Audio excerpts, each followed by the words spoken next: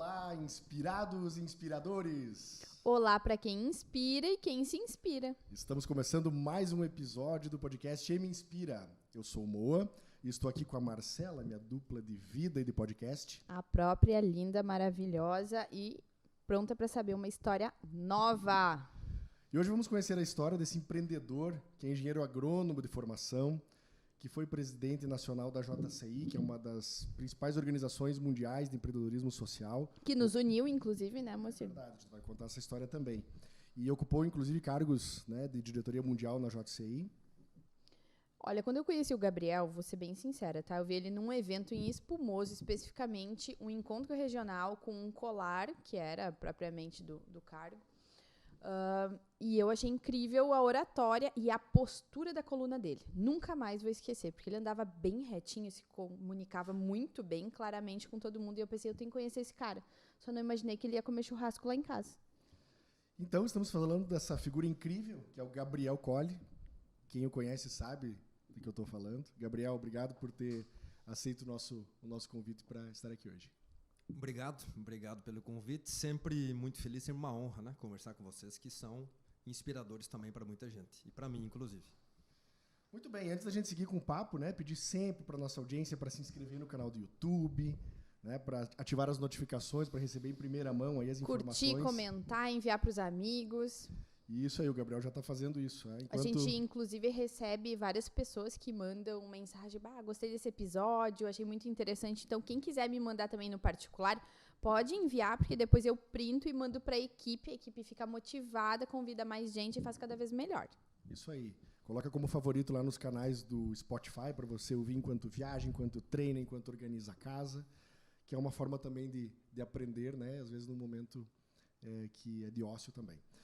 Mas vamos lá, eu vou começar nosso bate-papo, Gabriel, falando um pouco da história de como é que a gente se conheceu, né? E uma das primeiras lembranças que eu tenho dessa relação com o Gabriel foi quando, logo que o Gabriel iniciou uma empresa onde nós somos colegas, né? Nós somos colegas no Sebrae, e logo que ele iniciou na empresa, ele já combinou lá com o gestor dele na época, hoje nosso amigo e meu sócio, disse, olha, eu vou entrar, mas eu tenho uma viagem já marcada, e eu vou precisar fazer essa viagem. E aí o Gabriel tinha, 30 dias de empresa, talvez menos, e aí ele já saiu para fazer uma viagem. Mas como isso, cara? Entrou agora e já está saindo viajar, né? E ele fez uma viagem para o México, e no retorno, né, uma das condições para ter essa liberação da viagem foi que ele compartilhasse a história conosco do que ele foi fazer no México, e para que a partir dessas experiências, né, a gente pudesse ter aprendizados, né? Então eu quero que tu conte um pouco, Gabriel, de o que foi o motivo dessa viagem, o que isso tem a ver com outras viagens que você fez ao redor do mundo, né, por conta desse movimento de empreendedorismo social que tu participa até hoje, e que te fez, em função disso, conhecer aí mais de 40 países ao redor do mundo, seja por motivação do voluntariado, ou pela carreira, pelo trabalho, logicamente alguns também a lazer, mas toda essa experiência internacional e de ter visitado quase 50 países nesses últimos anos. Conta um pouquinho de como é que começou essa história e o que isso tem a ver com esse movimento social que tu participa. É muito legal você falar isso, porque eu fico aí rememorando e pensando, né, porque faz um tempinho já, faz uns 10, 12, 15 anos já, somando aqui quase 15 anos desta experiência que você está falando aqui, vou contar dela agora. Mas eu sempre falo isso, né? Eu trabalho com o tema liderança já há muito tempo. A gente não se dá conta, muitas vezes, o poder que a gente tem de inspirar as pessoas na nossa volta, né? Que é o nome do podcast, né? Então, às vezes, a gente acha, nossa, não, a gente não inspira ninguém, não tem ninguém se espelhando, a gente sempre tem alguém. Sempre tem alguém olhando. Sempre tem alguém olhando. Então, a gente tem que ter esse cuidado, essa atenção para fazer as coisas bem feitas, inclusive, porque a gente é referência, seja para quem for, a gente é referência. Está falando aí de uma viagem que eu não fazia ideia que ia poder mexer em você em alguma questão, né? Que depois encadeou uma série de coisas. Mas veja que interessante, eu nasci em Espumoso, é uma cidade aí próxima a Passo Fundo, né? No norte do Rio Grande do Sul, e participo desde pequeno da JCI, que é a organização, né, de voluntários, trabalham com liderança no planeta inteiro, e cresci vendo meus pais participando de cursos, de palestras, uma série de coisas. Não sabia que era de família. Exatamente, né? Meus pais ajudaram a criar a JCI lá em Espumoso, e eu acompanhei desde pequeno. mas sempre eles trouxeram muito forte a limitação da língua. Fora do país não tem como, é difícil. Óbvio, né? Outra época, tudo isso, né? Claro. Mas ok, né? Para mim ficou tranquilo. E 2006 caiu no meu colo, literalmente, a presidência da JCI em Espumoso. E um dia chegou um e-mail lá. O e-mail dizia: vaga para a Academia de Liderança das Américas no México. Inscreva-se até tal dia. Eu olhei para aquilo, nossa, tudo isso, tem que falar espanhol, tem que falar inglês. O espanhol arranha, inglês eu sei umas palavras, né? Fiz uns cursos aí, né? A gente entende um pouco, mas tem um ano ainda. Isso vai ser só em 2007. Vou me inscrever, vai que dá. Deixa eu só entender, nesse momento já tinha visitado muitos outros países, assim? Já tinha uma experiência internacional, não? Não sei se conta, né? Mas já tinha ido para o Paraguai fazer compras. Nada contra o Paraguai. Primeira experiência internacional, é isso aí. Brasileiro. Ou é Ribeira, no Uruguai, ou é Cidade Leste. Okay. E aí caiu essa, então o México era coisa de outro mundo. De outro mundo, até para a família. Aí fiz a inscrição para a academia, fiz a seleção. Na época tinham 14 candidatos para 3 vagas, eu fui selecionado. Fiz a prova do espanhol, fiz a prova do inglês, fui selecionado, aí fui atrás de uma agência de viagens. Como é que faz para ir para o México? Visto, a burocracia. O México ainda é muito burocrático, visto até hoje, é mais difícil que o americano. Só que nesse meio tempo, uma questão profissional me trouxe ao Sebrae. Eu comecei concorrendo uma vaga no Sebrae. O Sebrae, sendo o Sebrae, tem um processo burocrático, né? A vaga que eu estava correndo levou 6 meses de seleção. Etapa 1, etapa 2, etapa 3, viagem marcada para o México. Concorrendo uma vaga no Sebrae, passei na vaga, né? Bom, vou começar a trabalhar. Você falou mais ou menos 30 dias, eu tinha menos de 20 dias. Quando eu entrei no Sebrae, o primeiro dia, conversando, né, com o nosso gestor lá, com o Jefferson. Legal, Jefferson, só queria conversar com você sobre um assunto aqui. Eu tenho uma viagem daqui a 19 dias, que eu vou ficar 12 dias fora. Eu vou chegar e O não vou Jefferson, trabalhar. Que é, no caso, o nosso compadre, teu sócio, enfim. Nosso sócio, né? Sério, gente, é nosso sócio. E ele, Jefferson, naquela sabedoria de sempre, disse: ótimo, isso vai ajudar nosso trabalho, só se tem uma contrapartida. Nossa, você precisa trazer aprendizado. Isso aí. Você ele precisa fez compartilhar. isso comigo esse ano, ele falou a mesma coisa. Você tem que compartilhar o que você vai aprender lá. Então, esse é o teu compromisso, né? Que é trazer a palestra que o Moacir estava trazendo aqui agora. Então, eu fui para lá já com essa missão, tanto é que cada coisa que eu vi, eu ia anotando que eu tinha que trazer uma palestra, eu tinha que trazer uma apresentação e algo útil, né? Da viagem. Foi numa reunião de segunda-feira, nós tínhamos reunião toda segunda-feira de manhã, e aí numa bela segunda-feira foi essa apresentação. Então, e lembrando, né? Isso foi em 2007, a gente não tinha toda essa tecnologia de fazer foto em celular, tudo, precisei levar máquina, baixar foto, organizar tudo isso, montar PowerPoint, preparar. E foi uma virada de chave para mim profissional, inclusive, porque eu já viajei com outro olhar. Um olhar, obviamente, de fazer o curso, que era a Academia de Liderança das Américas da JCI, com pessoas de 23 países, passando lá uma semana, numa cidade gigantesca, que é a Cidade do México, é um negócio surreal, uma das maiores cidades do mundo. Né? Um negócio surreal. Um olhar turístico, obviamente, tinha que olhar, mas muito mais olhando para o profissional. Bom, eu tenho uma carreira que eu quero fazer numa instituição chamada Sebrae, que eu estou entrando agora. O que eu aprendo nessa viagem que eu vou levar lá para a gestão de projetos, que é o que eu fui contratado para fazer. Então, foi um olhar...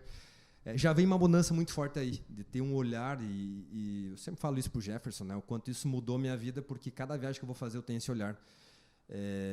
Seja para turismo, seja o que for, não, eu tenho que olhar o que eu vou levar isso para o meu trabalho, como é que eu melhoro isso, para tornar isso mais útil, inclusive. Né, porque a gente aprende muito olhando para ele. Então, assim, foi essa história, e na época, né, eu não fazia ideia de o quanto isso podia inspirar alguém, quanto isso podia mexer em alguém. De querer conhecer mais da JCI, de querer aprender mais de liderança, de querer aprender mais sobre viajar, sobre o que quer que seja, quanto isso mudou, né? Mudou a minha vida, mudou a percepção do que é fazer uma viagem, seja para onde for esta viagem.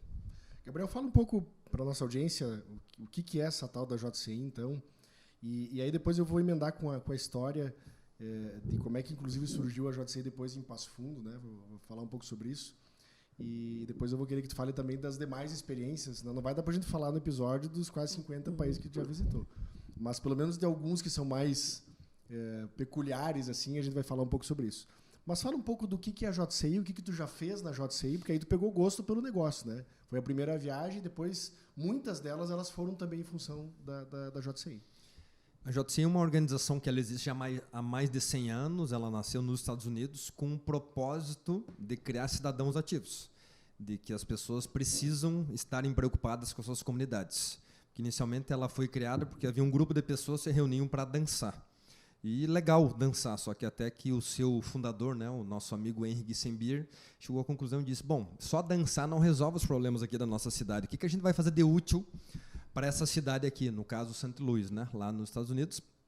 E assim começou a organização e começou a espalhar pelo mundo, chegando no Brasil aí há pouco mais de 60 anos, com o propósito de mexer nas comunidades. É uma organização de lideranças, de jovens, de 18 a 40 anos, que participam ativamente dessa organização. Eu efetivamente conheci em Espumoso, que é onde eu nasci, são meus pais que ajudaram a criar a JCI lá. E também ocuparam cargos, se não me engano foram presidentes também. Sim. Lá, né? Meus pais foram presidentes da JCI lá em Espumoso, ocuparam alguns cargos no estado, no Brasil, que acabaram me inspirando muito, né? Me inspirando muito para olhar para isso, mas o que eu via de mais interessante nisso, desde pequeno, é muito evidente até hoje, o quanto eles conseguiram formar relacionamentos importantes, o quanto as relações eram fortes, tanto é que os amigos que eles tinham acabaram virando relações profissionais e vice-versa, laços sólidos através de uma organização dos mesmos princípios. E essa organização se espalhou pelo mundo, hoje ela está aí em 110 países, com 200 mil membros, e a gente acabou conhecendo pessoas do mundo inteiro em função dela, e isso falou das viagens, né? A lógica aí desse evento do México foi motivada pela JCI, e desde ali, inspirado, né, por um amigo, né, que é o André City Lopes, que hoje mora nos Estados Unidos, disse, não, você podia estabelecer um objetivo, não estabelece o objetivo do evento da JCI, estabelece que todo ano ele é num lugar diferente, e que você vai passar férias nesse lugar diferente. Se não me engano, ele era diretor de internacionalismo nessa época, ou algo assim, né? Exatamente. E aí, desde ali, eu comecei a usar essa estratégia. Bom, o evento esse ano é na Suíça, então é lá que eu vou passar férias. Então, eu vou passar férias lá, vou fazer um curso, vou não sei o quê, e assim a gente foi fazendo ano após ano. Todo ano os eventos mudam de lugar. Então, nos dá uma nova oportunidade, lugares que eu jamais iria. Eu não vou planejar passar férias na Índia, nada contra a Índia, mas como teve um evento da JCI, lá você acaba fazendo isso também. Então, acaba que através da JCI nos motiva, nos inspira a conhecer outras coisas também. E a riqueza de conhecer países que são talvez diferentes dos clichês, né? Do turismo especialmente, né? A gente vai falar depois de alguns deles. Mas só para contextualizar também, né, dessa relação, inclusive, com a própria JCI, que ela acabou surgindo em Passo Fundo também em função disso, né? Naquele momento, quando o Gabriel trouxe essas informações do México, falando da JCI, dessas oportunidades, dos eventos que tinham, mas esse negócio aqui é bacana, eu quero participar disso aí também, Gabriel. Eu quero viajar também para pegar umas folgas aí, né? Já que tu conseguiu folga, eu também quero viajar e pegar umas folgas. Isso chama-se articulação. E aí o Gabriel com a disse mesma assim, pessoa. Não, cara, bacana, bem legal, mas eu participo em Espumoso e não tem Passo Fundo. E aí eu disse, mas não tem? Então, daí o mindset Moacir assim, então, não tem, então vou fazer. Então se eu quero, eu vou fazer. Eu vou criar. E o Gabriel disse assim, não, dá para fazer, mas precisa 30 pessoas e precisa daí abrir um negócio e tal, falando, né? Não colocando dificuldades, mas dizendo de todos os trâmites que precisava e tal. E aí eu disse, mas ok, mas tranquilo, porque isso aqui é o seguinte, eu convido 3 pessoas, essas 3 mais 3, e está resolvido, isso aqui em 30 dias a gente funda o JCI. E foi mais ou menos assim, né? E eu lembro que depois disso o Gabriel casou com a atual, né, esposa, com a Graça, na época eram namorados ou noivos. Na época do casamento, enfim, também teve um outro colega nosso que casou também, que foi o Rodrigo Campos. Você não prestou muita atenção no casamento, né? Você queria mais saber da JCI, né? Inclusive o Rodrigo hoje é nosso sócio lá em Itajaí, ele toca o escritório em Itajaí junto com a Juliana lá. E aí no casamento do Rodrigo eu fiquei conversando com a esposa do Gabriel, com a Grace. E me fala mais dessa JCI, porque a Grace participava da JCI em Panambi, vocês conheceram inclusive na JCI, né, se não me engano. E aí ela disse, não, e precisa isso, aquilo, e a gente foi montando um movimento, que isso aqui dá uma história muito longa, mas nós montamos um grupo de mais ou menos naquela época umas 40 pessoas. A JCI de Espumoso foi a nossa madrinha, né, nos avalizou, E nós começamos a JCI depois disso. E me chamou muito a atenção na JCI porque ela, em função do propósito dela, né, que eu sempre digo que o produto final da JCI é o próprio membro da JCI, entregar um cidadão melhor para o mundo, eu comecei a ver que eram pessoas diferentes. Eu já via no Gabriel, naquele momento, alguém diferente em termos de valores e princípios, mas também em termos de preparo, de oratória, de organização, de disciplina. E depois eu fui entendendo que isso também, não somente, mas também foi parte da formação que a JCI te proporcionou. E aí vejo como essas coisas vão se ligando, né? Depois, em função da própria JCI, eu conheci a Marcela. A gente tem uma família hoje, né, que também surgiu disso. E aí aquela história do efeito borboleta, né? Como uma coisa ela vai interferindo na outra e vai criando mundos e possibilidades, né? Isso é muito bacana, né? Marcela, a Marcela está pensando aqui, Marcela. Eu queria saber o que tu está pensando, Marcela. Vai... Sabe o que acontece? Eu fiquei Quando pensando... ela fica muito em silêncio é um problema, Gabriel. Vocês dois têm uma relação muito antiga, né? Relativamente antiga, muito profunda, e vocês são muito parecidos, tem uma sinergia. A gente sente isso, né? Eu estava dentro do carro e pensando o quanto é complementar. O Moacir é uma pessoa de muito ímpeto, né? Tu bem sabe, Gabriel. E tu é uma pessoa extremamente coerente, organizada. Então, quando junto os dois, eu tenho certeza que sai um projeto incrível, né? Porque vocês são complementares. E eu queria entender, né? Dentro desse contexto das visitas dos países, da JCI, tudo aquilo que tu veio construindo da tua vida empresarial, pelo menos 3 países que compuseram hoje o Gabriel, assim, que tu viveu, e eu vou tirar isso aqui porque eu fui para os Estados Unidos e eu vi uma política de entretenimento que eu nunca mais vou esquecer, por exemplo. Então, quais os 3 países que tu realmente traz no teu DNA hoje com algumas vivências? Eu vou chutar que 2 deles eu vi que tu circulou, mas não... para perguntar aqui, mas vamos ver se vai estar na lista dos 3. Se não tiver esses 2, eu quero saber algumas coisas também. Boa, essa pergunta é muito boa porque a gente aprende em todos. E nunca foi uma meta visitar todos os países do mundo, mas à medida que você vai conhecendo um, você quer conhecer outro, e você nem voltou de uma viagem e já está organizando a próxima. Aliás, voltou semana passada de Portugal e hoje ele falou que semana que vem já está nos Estados Unidos. Pois é. Então, porque a gente enxerga que está sempre aprendendo. E procuro fazer isso no dia a dia e inspirar as pessoas na minha volta, né? Eu brinco, todo mundo começa a trabalhar comigo, diz pré-requisito não é carteira de motorista, é passaporte para trabalhar comigo. Carteira de motorista, cara, pega um Uber e vai. Agora tem que ter passaporte. Talvez você pode ter a oportunidade do outro lado do planeta amanhã, tem que estar pronto para ir. E a oportunidade talvez não venha de novo, talvez ela não chegue de novo. Então hoje o pré-requisito é esse. Obviamente, não tem como não falar do Japão, né? O Japão como uma experiência fora da curva, que foi 2011. E aí carrego muito disso, que é a forma de tratar os outros. Eu fui muito bem educado pela minha família, eu tive muita sorte, né, do meu pai, da minha mãe, do modelo de educação, minha mãe professora, sempre um cuidado muito grande. Mas o que eu vi no Japão de respeito é algo que é difícil até de explicar. Você está num transporte público japonês entulhado de gente, entra um idoso, sai todo mundo. Abre para tudo, tudo. E sai todo mundo e vaga 40 bancos para a pessoa sentar. E é natural, é algo surreal assim, o que a gente percebe da preocupação com o idoso e da preocupação com os outros, que é algo... Uma empatia também.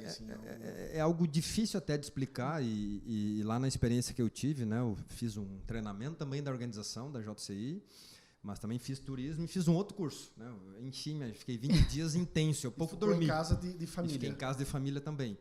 E pude ficar 2 dias numa empresa, conhecer a empresa, que na época uma empresa de engenharia civil. E aí você chega na empresa, o horário de trabalho às 8 horas, aquele dia até para eles me mostrarem a empresa, a gente foi às 6 da manhã. Foi o primeiro a chegar na empresa, uma empresa com quase 1000 funcionários, chegou de carro, estacionamento gigante, né? E aí a pessoa que estava dirigindo o carro, que era a pessoa que estava na casa, estacionou no lugar mais longe. Eu pude cansar, nós tínhamos outro dia, não dá para chegar mais perto, estava chovendo. Aí ele disse, que mais perto é para quem chega mais tarde. A gente chegou cedo, a gente pode botar longe, a gente tem mais tempo para caminhar. Nossa, então, Nossa Senhora. então, isso ajudou a formar o Gabriel muito. Né? Quando a gente fala em formar e melhorar, eu tento levar um pouquinho disso, porque não é fácil. Porque seguir no nosso dia a dia, a gente está sujeito a... no Brasil tu paga de idiota, né? Não, e numa cultura, né, Gabriel? Não, logicamente no teu caso, com os teus princípios e valores, mas onde talvez se tivesse uma vaga de deficiente bem na frente, seria a vaga... As pessoas colocariam. Vezes, né, e todas como vantagem, né? E algumas vezes, infelizmente, a gente vê isso às vezes na nossa cultura. O solidário realmente é vivido. Então, esse é um ponto que me formou muito. Um outro país que ajudou a formar muito foi a visita a Luxemburgo, me marcou um monte. Mas, Gabriel, peraí, só vamos lá, vamos do Japão. Só porque eu me lembro a primeira vez que eu vi essa história, e aí, vamos lá, né? Tendo o devido cuidado para que a gente não avance em questões até ideológicas, né? Mas é comum que as crianças, por exemplo, elas são orientadas para fazer a limpeza dos banheiros da própria escola, por exemplo, né? Isso lá não é visto como uma exploração do trabalho infantil ou algo pejorativo, muito pelo contrário, né? Que eu sei que a cultura é diferente, mas só para dar um exemplo, eu lembro que isso foi trazido de lá.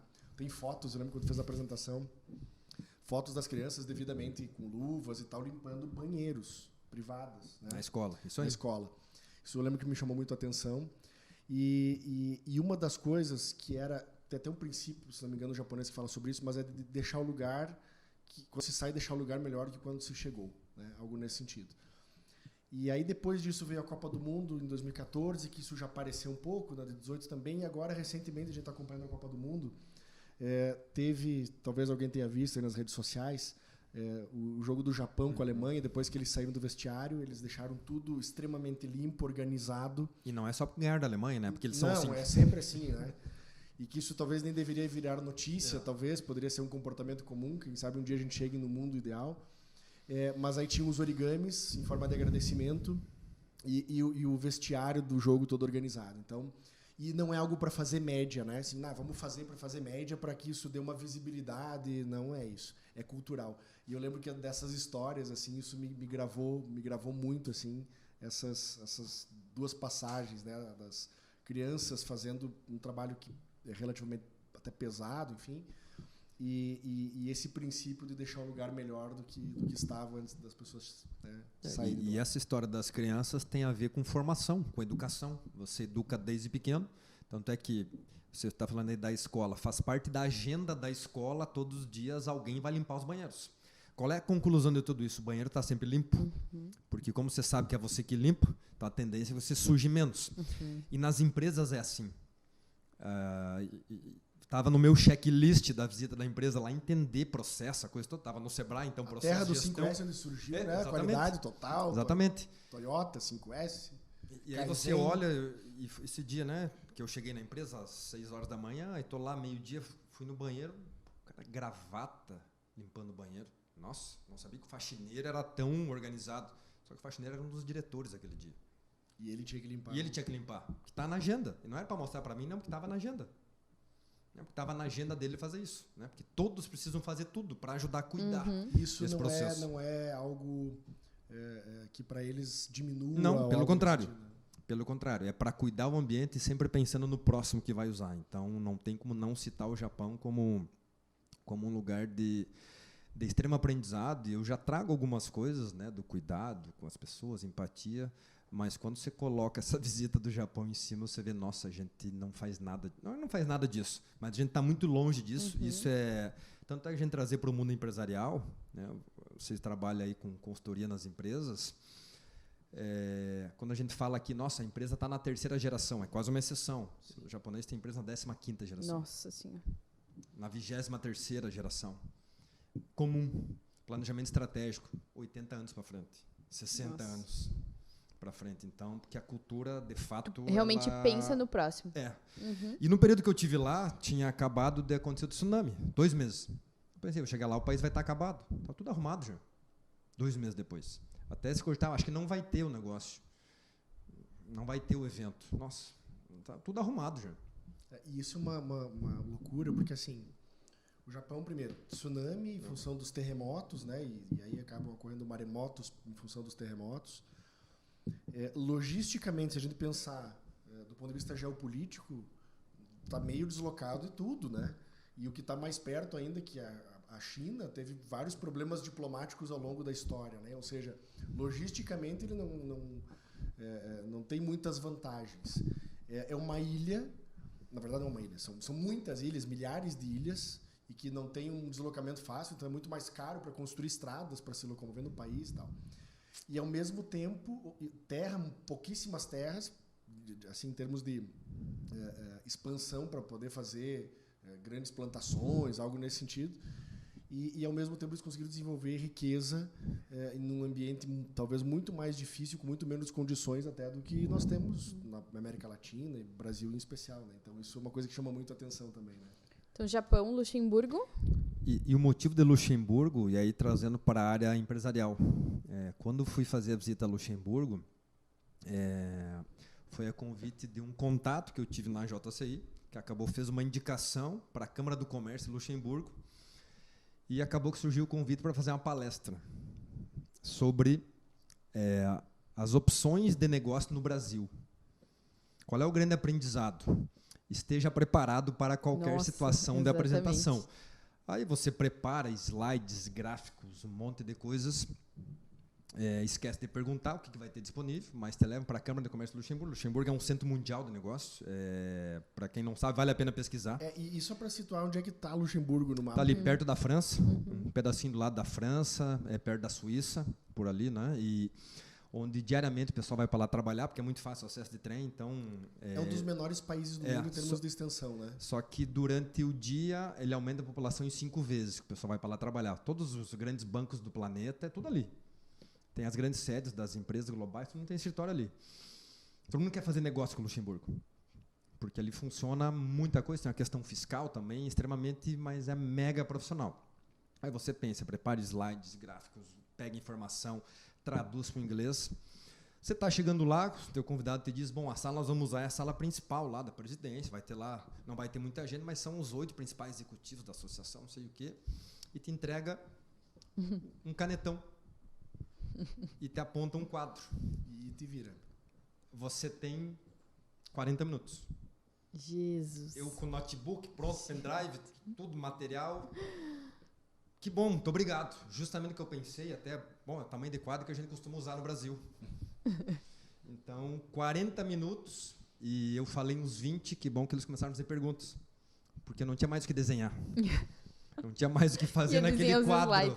Justamente, eu tinha preparado gráficos e um monte de materiais, mas foi uma experiência que me mostrou o quê? Esteja preparado sempre. Foi muito bom, foi uma experiência que mudou muito a minha forma de me preparar, porque era um período que eu estava começando a fazer muita palestra, muito treinamento.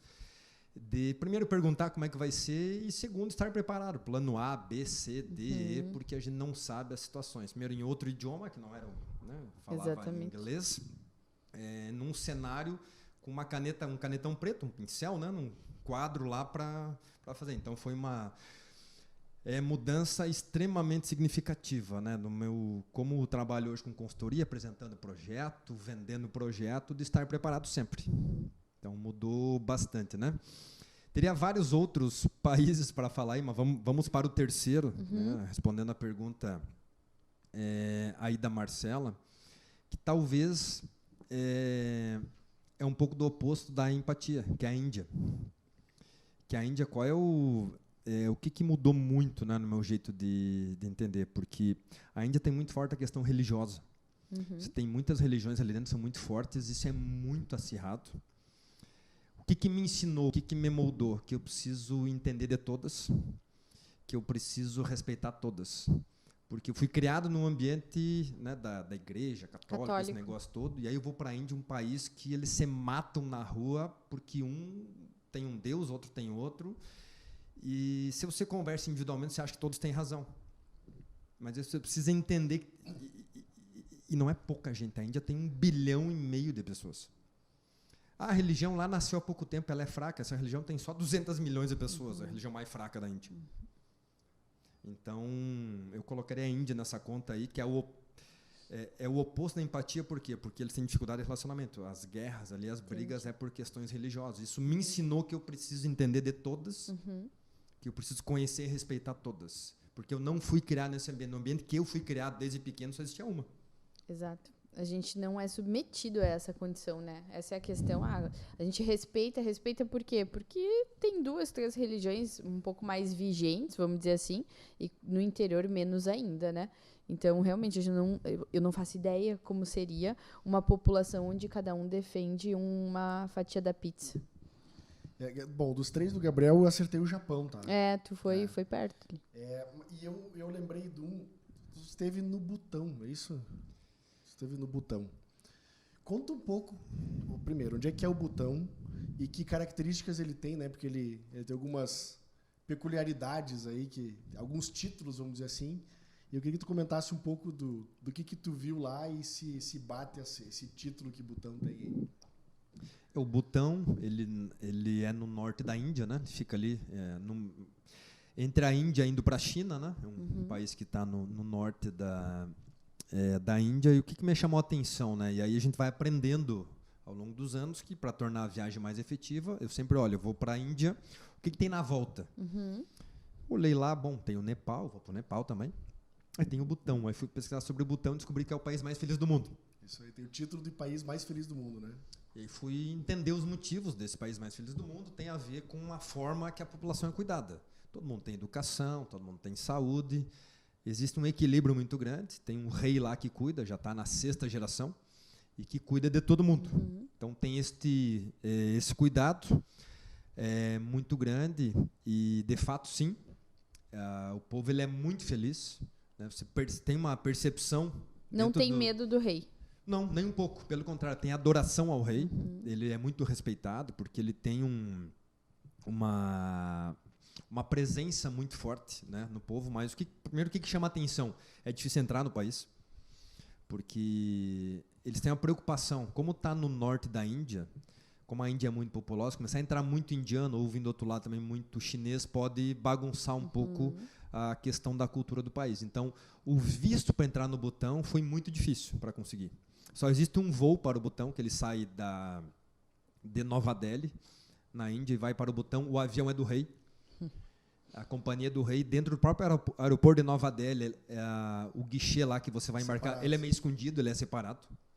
Ele tem outro Hoje nome. não faz questão que você vá para tipo isso, entende? É caríssimo. Não vai contaminar o nosso povo aqui. Exatamente, é caríssimo. Literalmente teve uma pré-seleção para entrar no país. Precisei pagar. Foi mais cara a passagem de Nova Delhi para o Butão, que é um voo de 4 horas, que passa pelo Everest, inclusive. Pude enxergar, eu já fui no pico do Everest, alguém perguntava, eu já fui por cima do Everest, do que a viagem de Passo Fundo até Nova Delhi, por exemplo. Foi mais caro de Nova Delhi ao Butão e volta a Nova Delhi do que toda essa viagem. E um detalhe interessante, conseguiu o visto para entrar, você só consegue entrar, o governo te indica um guia do governo que vai ficar contigo o tempo todo. Você não anda sozinho no país, o tempo todo. Que ficou meu amigo. Que aí você vê e a alegria dele nos receber. Aí eu chego no aeroporto de Butão, que é um negócio incrível, eu não tenho muito cabelo, mas podia arrumar o cabelo no chão de tão limpo que é, porque é do rei, é tudo impecável a organização, limpeza, impressionante a organização daquilo. Eu nunca vi um negócio assim. Lá com um cartazinho me esperando, com um carro, uma SUV, com um motorista que estava no pacote, por isso é tão caro o visto, que aí o governo coloca isso para você. Porque tu vai ser feliz porque a gente vai te dar tudo isso aqui, ó. O motorista e o guia, o tempo inteiro. Eu fiquei 4 dias e meio no Butão. Foi muito legal. Para mim conseguir fugir do guia, um dia eu disse que eu fui dormir no hotel. Tu deu uma brasileirada. Dei uma brasileirada para fugir dele por 30 minutos e poder caminhar no centrinho da cidade sozinho. Eu não larga, mas pela preocupação em ter deixar bem, ter cuidado, tudo, levar nos lugares certos, tudo isso. Então, realmente foi uma experiência muito incrível de perceber a alegria das pessoas. E pude conversar com idosos mais novos. Fui numa aula, né? Lá tem uma escola de formação de monges, uma universidade, que forma monges. Aí me levaram a conhecer. Fui assistir uma disciplina, né? Sobre paciência. Meu Deus, gente. Eu achando que a aula era só aquele dia. Dura 6 meses a disciplina. E tu foi perguntando, tu é feliz mesmo? Realmente, tá 6 certo, meses você é feliz? Só os monges na sala, né? Os monges na sala estudando, os futuros monges, né? Estavam estudando, fazendo um curso e eu pude entrar, né? Porque estava no... E eu recebi... recebi com 30 dias de antecedência a minha agenda, o que eu poderia fazer no país. Inclusive coisas curiosas, por exemplo, não pode urinar onde não podia urinar, por exemplo. E onde podia. Então, coisas assim, né? É proibido fumar no país, é proibido fumar. No país é proibido fumar. Maravilha, olha só. Então, vejam, tem curiosidades muito interessantes, né, do país. O país é lindo. O país vive de turismo e pimenta. E a longevidade, tem alguma informação sobre a longevidade? Sim, vivem muito. Eu imagino, né? Vivem Porque muito. aí, né, com todo esse cuidado... Porque 6 meses de paciência, né, gente? Pô, tem Pelo amor de paciência, Deus. não fuma. Eu não tive E em vive 31 feliz, vai viver anos, 100 eu não anos. tive 6 meses de paciência, se contar, inclusive. Gabriel, deixa eu te perguntar uma coisa. Conta pra gente o que tu faz. Porque eu entendi o teu currículo, né? Tá bem legal. Não fiz nem 1% disso tudo. Mas o que tu faz hoje da tua vida, empresarialmente falando? Para quem não sabe, eu sou agrônomo de formação. A minha formação é agronomia. Hoje atuo como diretor executivo de uma entidade que trabalha, que é o SINDAG, que trabalha com aviação agrícola. Então, a gente representa todas as empresas de aviação agrícola do Brasil, do ponto de vista de estratégia e relacionamento. E sigo, né? Esse ano a nossa empresa, a Lauca Treinamentos, está completando 20 anos, que é a empresa que trabalha com treinamentos, mas hoje muito mais focada em consultoria na área de liderança e planejamento estratégico. Então, é o que a gente faz hoje, né, do ponto de vista para pagar os boletos, né? Vem que daí. vem agora não é só viajar, tem que pagar os boletos das viagens, né? Entendi. Mas eu até tinha pedido para o Gabriel me mandar uma lista, ele me enviou uma lista aqui com alguns países, né? A gente já falou aqui de alguns, de Índia, já falou de Butão, já falou do Japão. Mas tem muitos outros aqui. Tem Alemanha, Finlândia, Estados Unidos, Rússia, Emirados Árabes, Colômbia, Estônia, República Tcheca, Portugal. É uma lista enorme aqui. É por curiosidade, né? Porque alguns a gente acaba tendo um pouco mais de informação, até pela etnia, que fica mais fácil. Mas me fala um pouco da Finlândia. O que tu foi fazer na Finlândia e o que tem na Finlândia além de neve? Tem Papai Noel nasceu na Finlândia, na Lapônia, né? Então, vejam que tem um detalhe que eu sempre falo, que existem perfis de viajantes, né? Eu tenho um jeito de viajar, por isso que pouca gente gosta de viajar comigo, porque eu sou muito curioso e eu saio do usual. Óbvio que eu gosto dos clichês, de olhar os pontos turísticos principais, isso é óbvio, você precisa olhar, é bacana, olhar, entender a história das coisas, mas eu gosto de entender, de olhar outras coisas. De sair, caminhar nos lugares. Você falou da Finlândia. O dia que eu estive na capital da Finlândia, eu passei um dia lá. Passei um dia na Finlândia. Estava na Estônia, então só pego o barco lá, atravessa, fui para a Finlândia. Eu caminhei 34 quilômetros no dia. Maratona. No dia. Então, além de neve, a sua pergunta é muito boa, né? A Finlândia tem um negócio que é a digitalização. É um negócio a capital é Helsinki. Helsinki. Que é o cara do La Casa de Papel, entendi. O nível de tecnologia da Finlândia e organização das coisas, que foi que eu fui lá olhar, é impressionante. O nível de tecnologia de qualquer coisa. Você vai ali no tiozinho da banquinha de jornal, ele tem o QR Code, ele tem não sei o que, coisas que eu tive lá faz 4 anos, 5 anos, que nós estamos vendo agora, ele já tinha um negócio, uma organização incrível. Você em qualquer lojinha já tinha robô, já tinha não sei o que. Massa. Então foi isso que eu fui olhar. E, obviamente, o frio, foi um lugar que eu passei muito frio, peguei menos 12. Então a gente vê que a gente não é preparado para isso também. Passei um frio do caramba, tive que entrar na loja, comprar roupa lá, porque e a galera eu fui preparado, mas tava muito frio. A galera em Passo Fundo não sai quando tá 2 graus, não vai trabalhar e dá PT, imagina na Finlândia, então...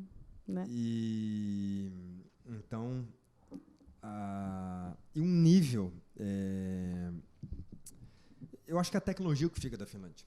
A tecnologia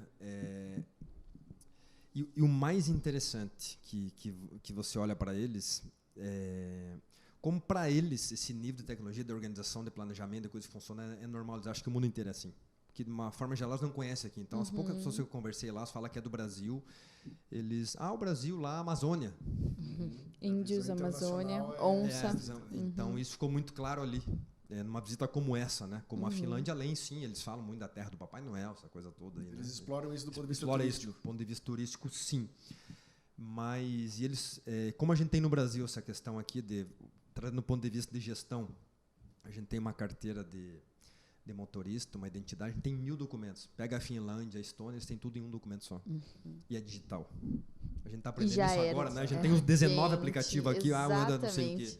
Eles já estão usando isso faz 15 anos. Então, esse é o aprendizado, esse é o grande negócio, por isso que a gente sempre fala para os indivíduos. E o mais interessante de tudo, né? Pegar aí Finlândia. Falo em Finlândia e Estônia, porque estão do ladinho, só atravessa o rio, como eu falo ali, né? Mas são 2 horas, uma viagem, coisa lindíssima. Pude conversar na Finlândia com deputado, na Estônia também, com deputado, com embaixador, com políticos, que são pessoas comuns sem privilégios, que não têm salário, que estão aí para ajudar o povo. Voluntariado mesmo. Estava passando na Finlândia, eu vi, não sei o que, sala da Câmara Municipal, não sei o que, dos políticos. Eu vou entrar aqui, sim, ele está aqui, ele está à disposição para atender as pessoas, pode falar sim, sem marcar, sem nada. Eles começam a conversar, não tem salário, eu sou empresário, eu tenho uma loja e tal, mas X horas por semana eu fui eleito pelo povo para cuidar das coisas do bairro. Sensacional. Então, senso de coletividade. Então, e você tem aí a curiosidade, né? Você tem carro à disposição, assessores? Sim, tem. O meu? Eu não tenho nem celular do governo.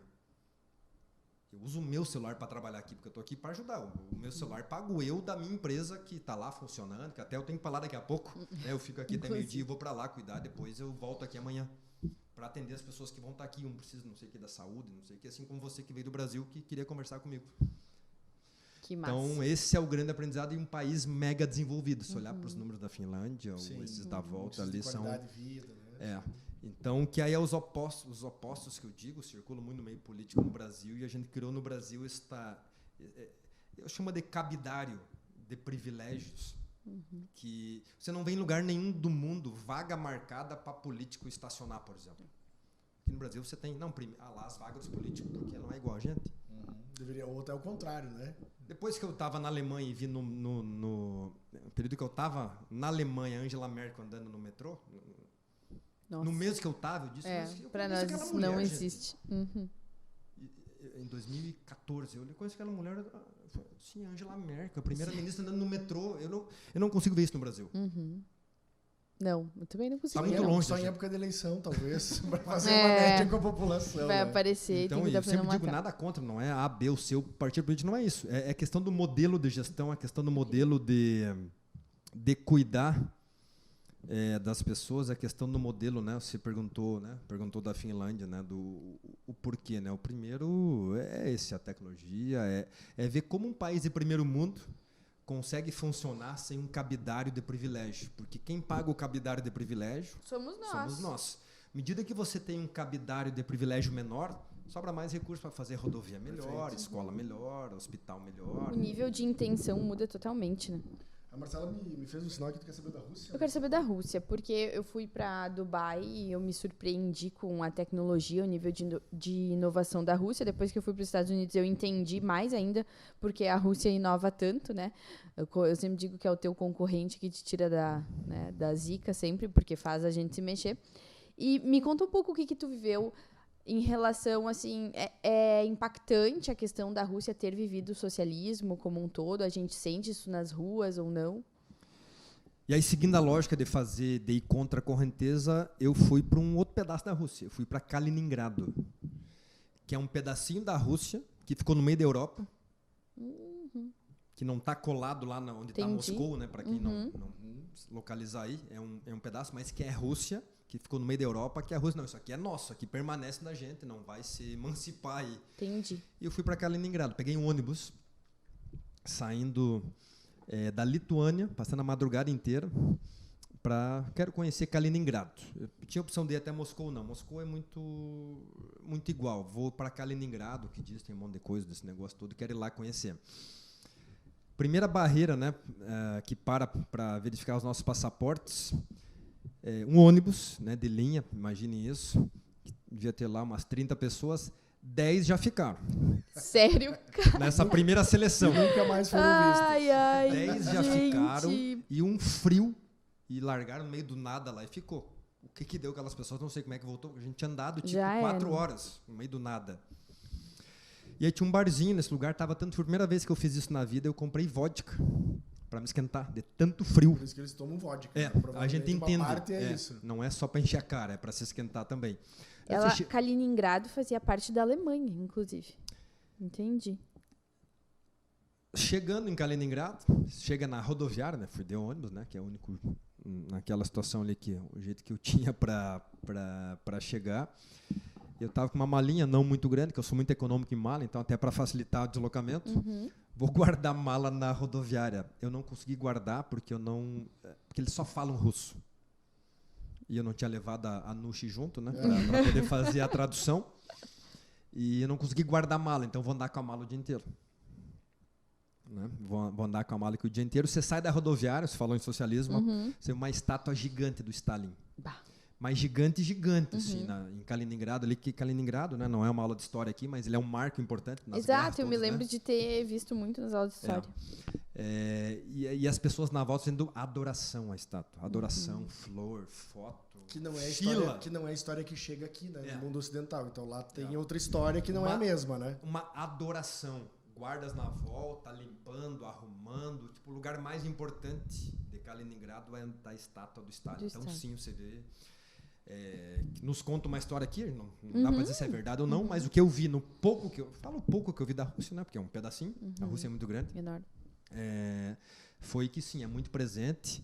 E aí você entra nos estabelecimentos, né, restaurante, loja, que eu circulo, imagina, fiquei lá 20 horas, circulei em tudo que deu nesse lugar. Cada esquina uma polícia te pede o passaporte, né, porque não tem como não ver que eu não sou turista, ainda mais com uma mala rodando ali, passando frio, e essa cara de russo que eu tenho. Foto do Stalin para tudo que é lá. Mas você vê as pessoas tranquilas, gostam de estar ali, você vê que há um comércio, há desenvolvimento. Mas há um clima, um clima de tensão muito forte. Porque ali onde está Kaliningrado, está a fronteira com tudo que é coisa ali.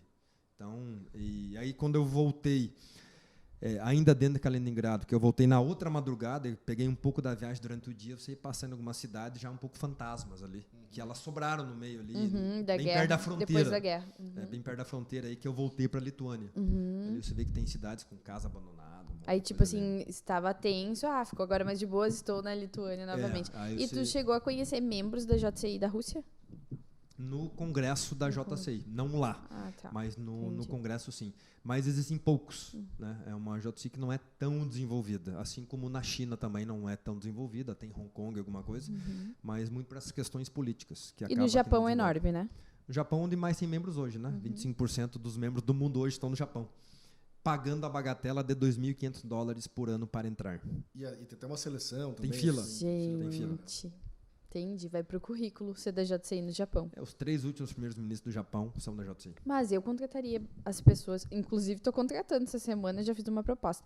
Cara, fez parte da JCI pra mim, obviamente, porque conheço, né? Subiu de nível. Então, fica aí a dica para quem está escutando. Procure a JCI mais próxima da sua cidade. E não é R$2.000 aqui, acho que é bem mais barato.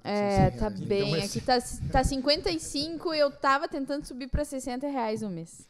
Então, o que é importante, né? Falando ainda disso aqui, né? Esse negócio da Rússia, isso fica muito claro, que a gente não pode se contentar com o que nos dizem. A gente tem que olhar e questionar. Vale a pena ir ver, né? E dar uma olhada, ver se é isso mesmo. Eles têm pontos turísticos lá, tem... nossa, tem pontos turísticos de Kaliningrado ali que são lindos. Né? Tem algumas igrejas, algumas coisas. Eu sempre tento, na medida do possível, conversar com pessoas. Lá não deu, né? Por causa da língua, eu não falo russo, né? E eles não gostam de quem fala inglês. Então, depois que eu tomei uns 4, 5... Acho que tomei uns 4, 5 xingão, não entendi nada. Não sei. Fiquei mais na minha, comecei a circular pelos lugares em silêncio. Mais quietinho. Fiquei mais na minha, então... Eles têm muito essa preocupação. Mas fica muito claro... E vocês estiveram também na Expo Dubai, né? Viram a Rússia, quanto a tecnologia na Rússia é muito presente. Incrível. Incrível, né? Aliás, me marcou quando eu cheguei no stand da Rússia, na Expo Dubai, uma dos primeiros painéis, assim, muito tecnológico, todo o lugar onde eles estavam. E dizia das contribuições da Rússia para o mundo, né? Estava escrito assim: from Russia, né? Da Rússia with love, né? Ou seja, da Rússia com carinho para o mundo, né? Pode ser até meio arrogante. E um amor, até, né? Com muito carinho. Então, com o amor da Rússia para você, ou seja, o que nós fizemos pela humanidade. E é impressionante mesmo para as guerras, o que a Rússia contribuiu para a química, para as questões espaciais, tecnológicas, né?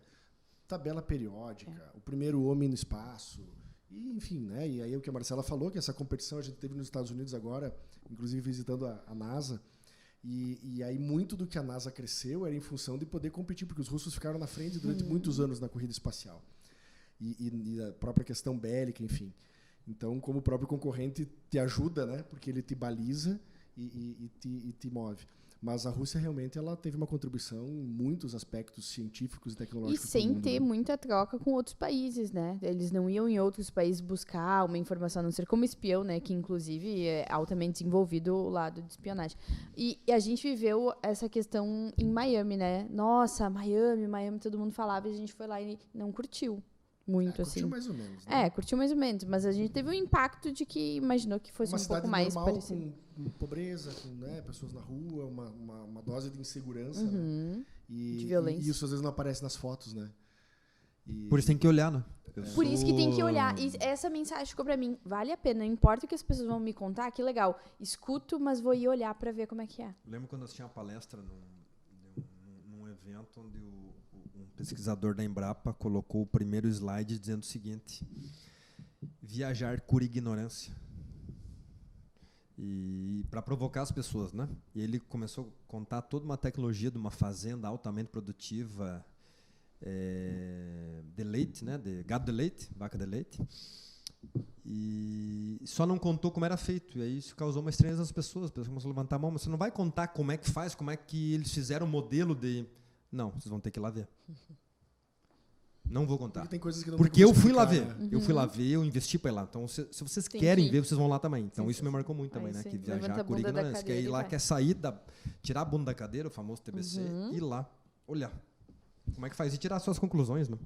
Gabriel, para a gente encaminhar para o nosso encerramento do bate-papo aqui, o que ainda tem de lugar aí para visitar? O que está na tua lista aí para os próximos anos? Né? O que tu ainda imagina conhecer? Tem algum país que está em especial na tua lista aí?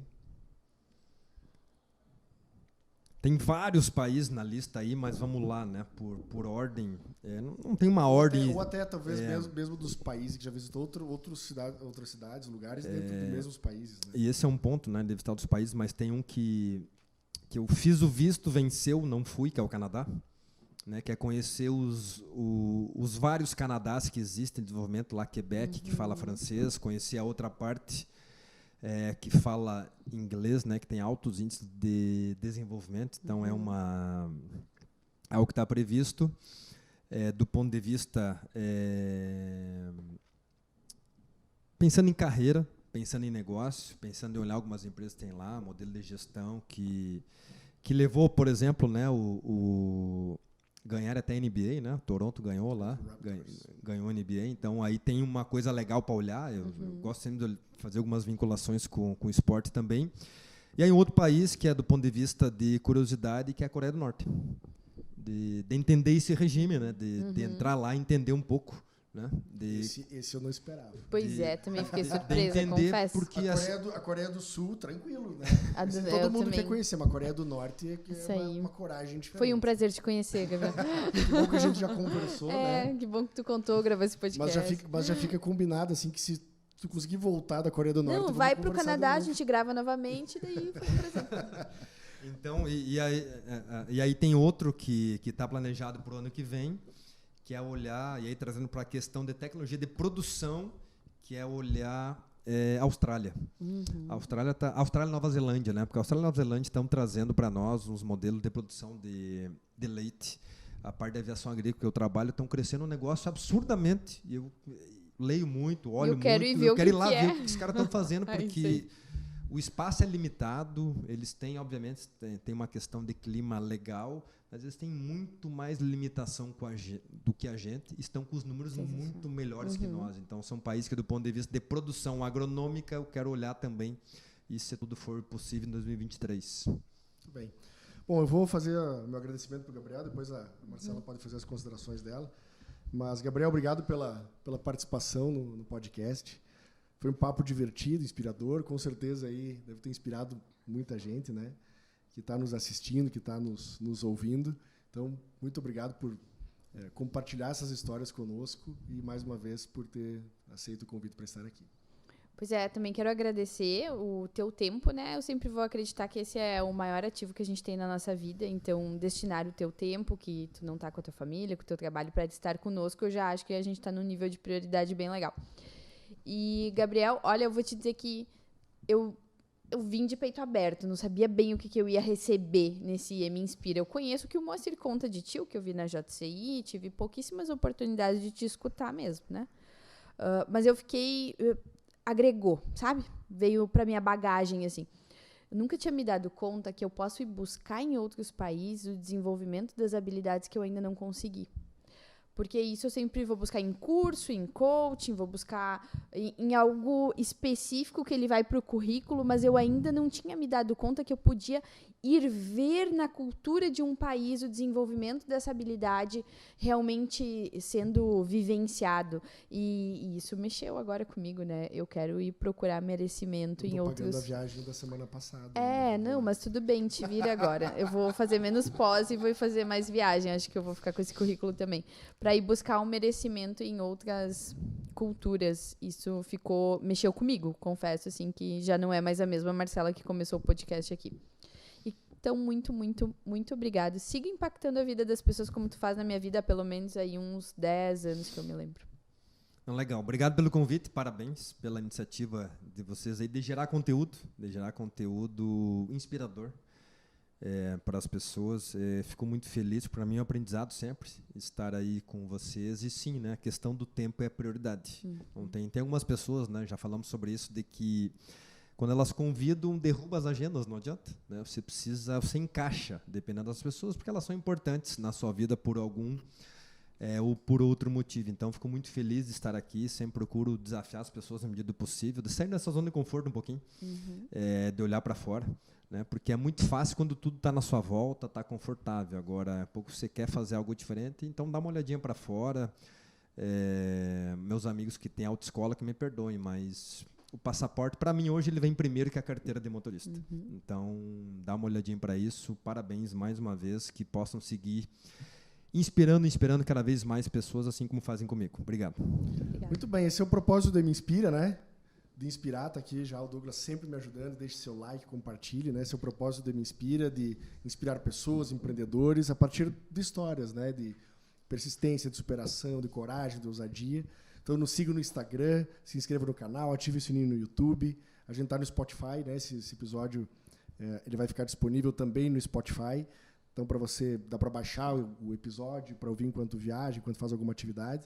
E aí você aproveita para dedicar um tempo para aprender e para se inspirar. E escutar a gente, né? Que, olha, não é para todo mundo. Então é isso aí, pessoal. Valeu e até o próximo episódio. Beijo!